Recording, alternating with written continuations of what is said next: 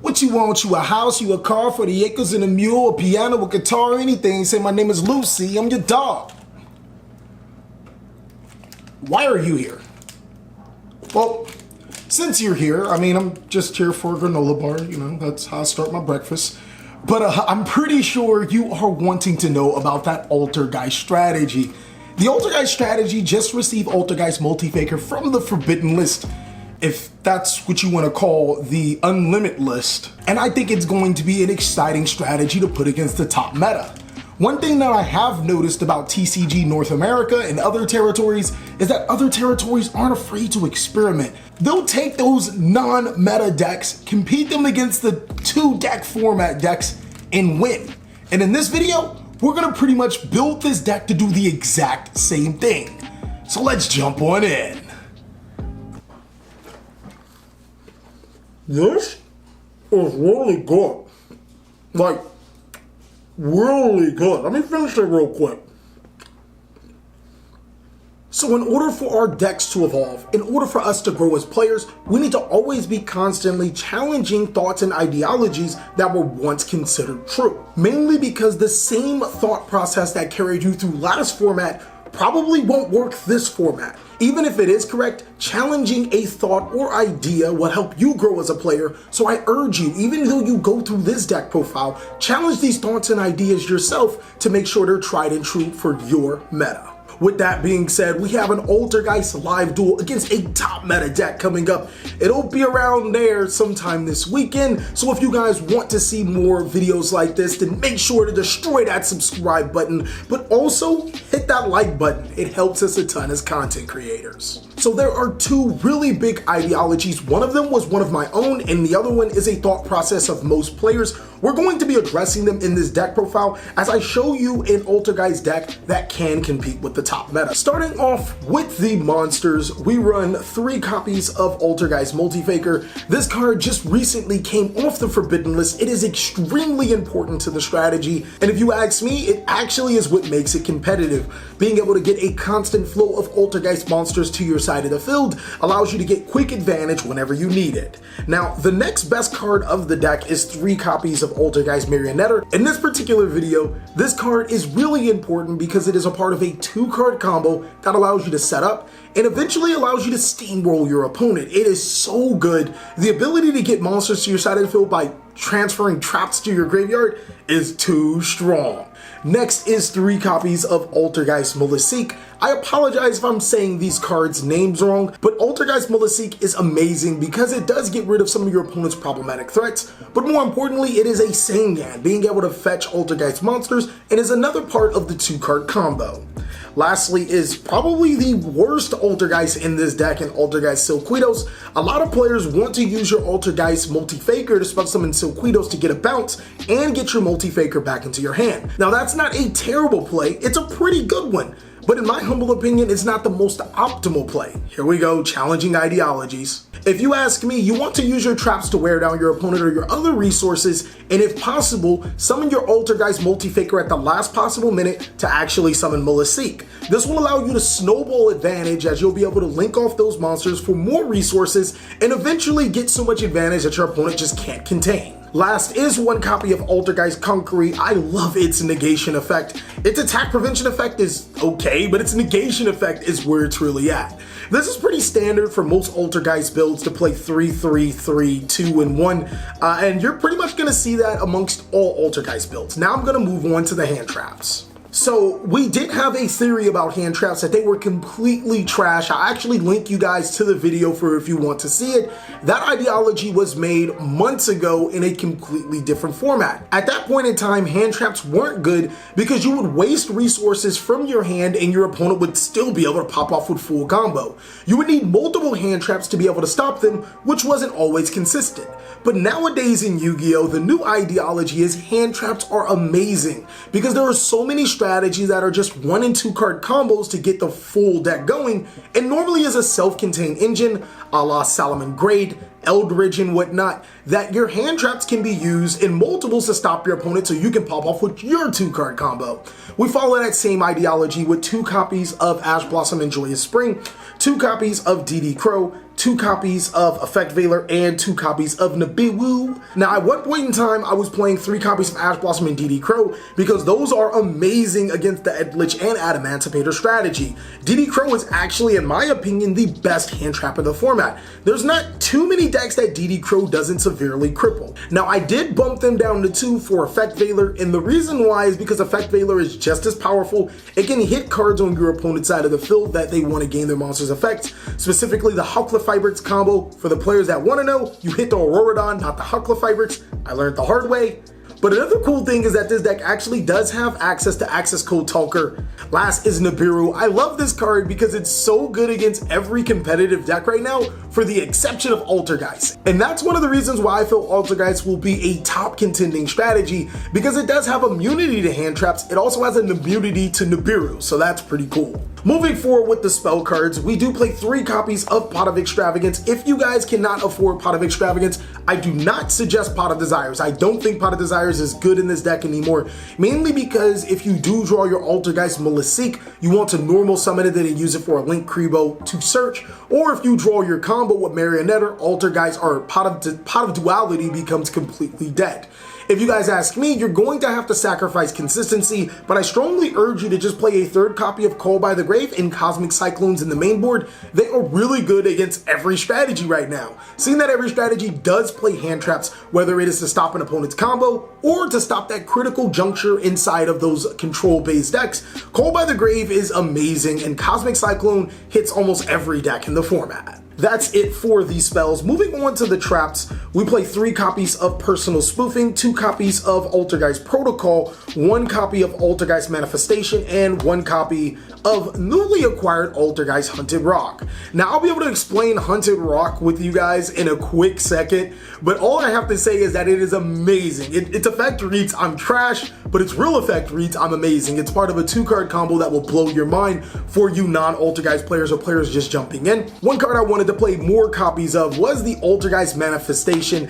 This card is also really good because it's a monster reborn. It's just really cool. But the thing I want to talk about with this deck immunity to hand traps is Altergeist Protocol. It says your Altergeist monster effects or cards activated cannot be negated, which is like amazing against hand traps. So I feel that this deck is strong because it does have that built-in immunity, and it also has the ability to set up some really nice boards, as well as almost unaffected by Nibiru. Moving on, we're going to challenge another ideology with just 3 copies of Solemn Strike, no Solemn Judgment in this deck.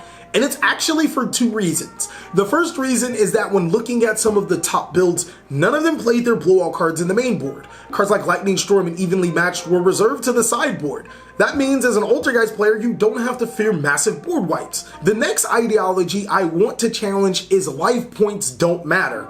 Life points are everything right now. Between Ghost Mourner and Moonlit Chill and the rank 10 train and the Super Dreadnought Rail Cannon Gustav Max, I said that card's name right. Wow, I can't believe it. If you activate a Solemn Judgment, you bring yourself into a point where you're gonna have to stop those card effects at all costs, or you could potentially lose the game. Now, the next caveat to Solemn Strike is that since no one's playing those blowout cards in the main board, it actually can be used to stop critical junctures such as the effects of the opponent's hand traps or some of those monster effects that they were trying to get away with. 1,500 life points is normally more ideal to pay than half of your life points, because the first half is normally 4,000, and I have to say Solemn Strike has been working over Solemn Judgment, with Solemn Judgment's been moved to the sideboard. Next is 3 copies of Infinite Impermanence. This is one of those cards that I say if you can't afford, you might want to look into not playing Altergeist, as Infinite Impermanence gives this deck so much advantage upon activation. If you do have it on the opening turn with a Multi-Faker, you can negate an opponent's card effect, which means this deck actually does play like 11 hand traps, but you can negate an opponent's card effect and special summon Multi-Faker to your side of the field for free, all on your opponent's turn, which is huge. So if I were you, I would really try to get a playset of Infinite Impermanence for this particular deck. It really makes the deck run. And then last is 2 copies of Compulsory Evacuation Device. I wanted to try Titanociter. I also wanted to give Get Out a try, but I thought that Compulsory Evacuation Device was too versatile to give up. Being able to bounce your cards or your opponent's cards, trigger your multi-faker, it was way too strong. That is it for the main board. We're gonna breeze through the extra deck because, you know, Pot of Extravagance, we play multiple copies. 1 copy of Access Code Talker. Any Link 4 monster will do if you guys can't afford Access Code Talker, but you might want to consider dropping out Selene if you don't play a Link 4 that just requires 2 monsters. 1 copy of Nightmare Unicorn, 2 copies of Prime Banshee. This card's actually really good. 1 copy of Selene, 3 copies of Hexia, 1 copy of Kristan Hulk. I'll show you guys the little combo. 1 copy of Kidogla. This card can be dropped. To be honest with you guys, I just needed extra deck space. 1 copy of Nightmare Phoenix, 3 copies of Link Karibo, 1 Anima and 2 Link Karibo, and 1 copy of Link Cross. I think I was running out of room. Boom.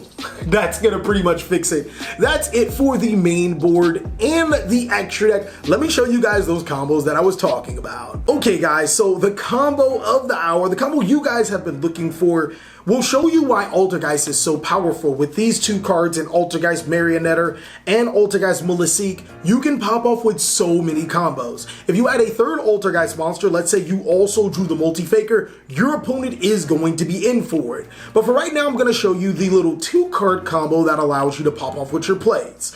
I'm gonna start off by normal summoning my Altergeist Marionetter, using its effect to set to my side of the field Altergeist Hunted Rock. Now, Hunted Rock can be a pretty decent card against the Edlich strategy, being able to negate your opponent's trap cards, but I'm going to tell you, you're probably never going to use that effect. What we're going to do is activate our Altergeist Hunted Rock and send our Altergeist Maliseek from our hands to the graveyard, and then we're going to use the effect of our Marionetter to send our Hunted Rock to the graveyard to special summon our Maliseek. From here, you guys are already seeing the combo potential, as we can use both the Marionetter and the Maliseek for a link summon into our Altergeist Hexia, which would trigger the effect of Maliseek to be able to add an Altergeist Multi-Faker from our decks to our hand. We can take this a step further by linking off our Hexia right into a Link Cross, which will special summon 2 tokens to our side of the field as Chain Link 2, but also trigger the effect of our Hexia to be able to add Altergeist Protocol from our decks to our hand. So pretty much with 2 cards, we were able to set up with a Protocol which prevents our Altergeist monsters from being disrupted henceforward, and a Multi-Faker which can get us another disruption. How that would look is that we'll activate our trap cards or whatever, then special summon the Multi-Faker to our side of the field, and if we did not need the Silquitos bounce, we could special summon the Altergeist Maliseek to our side of the field. From there, during our following turn, we can actually use these tokens for a Link summon, so I'll use it into a Link Karibo, and then I'll use the token in the Link Karibo right into a Nightmare Mermaid. Now, of course, a Nightmare Phoenix. This card can discard a card from my hand to destroy a card and replace itself by drawing a card, and then we can use the Maliseek in the Multi-Faker for a link into another Hexia. Now, that will trigger the effect of Altergeist Maliseek, allowing us to add another trap card from our monster from our deck to our hand. I would add the Marionetter from my deck to my hand this time around. Normal summon the Altergeist Marionetter and use its effect to send the Protocol to the graveyard to special summon the Multi-Faker, and now Multi-Faker's effect can special summon Silquitos or whatever Altergeist monster you wish. From there, we can use the Nightmare Phoenix, the Link Cross, and whatever monster for a link summon into our Access Code Talker.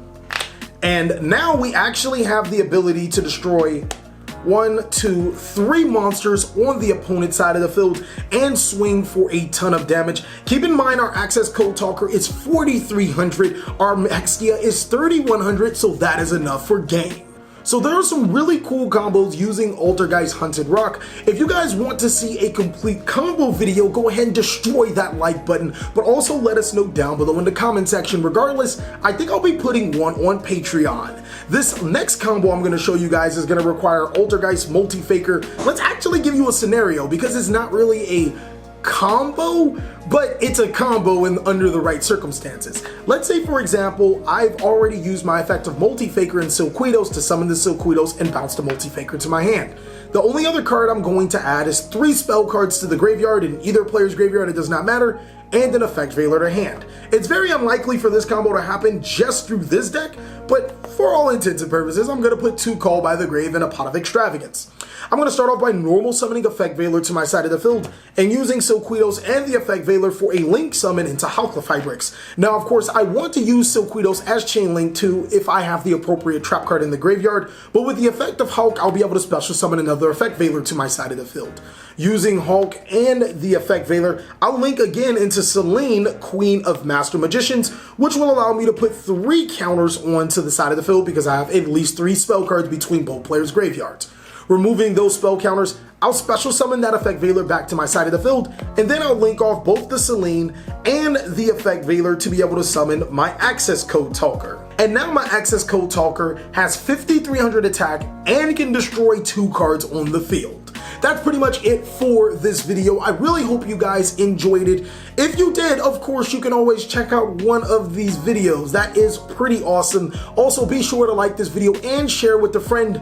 I hope you guys are staying safe in this time of need and having a great day like I am.